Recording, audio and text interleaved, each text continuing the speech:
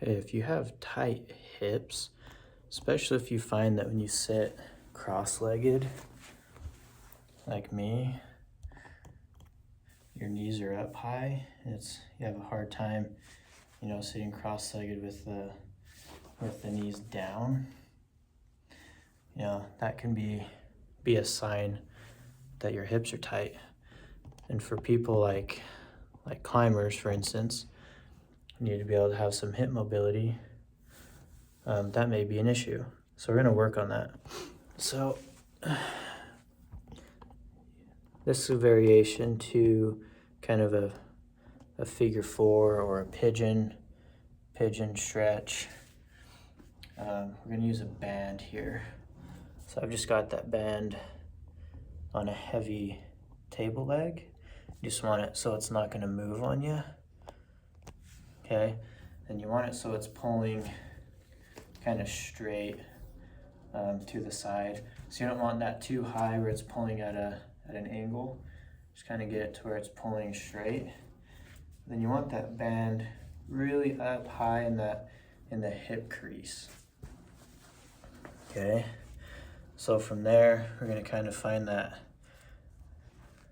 knee in front, that leg across. Then you want to get some stretch on the band.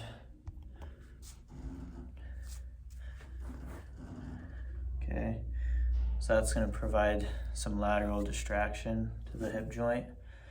So don't be afraid to get a good stretch on the band.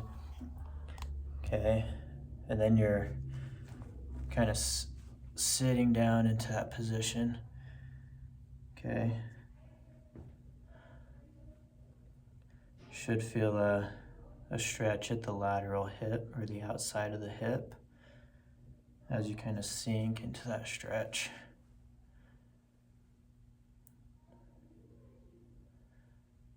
Okay, spend 2 minutes on this. Okay, in that position with that lateral distraction with the band. Okay, it's good to compare before and after. Just feel that hip. If you want to compare that that position here, cross-legged, or just subjectively how the hip feels. It may take work. I would do that consistently if you've got tight hips. Work on that 2 minutes a day for 2 weeks, and then see how it feels. But yeah, that's a great exercise for opening your hip.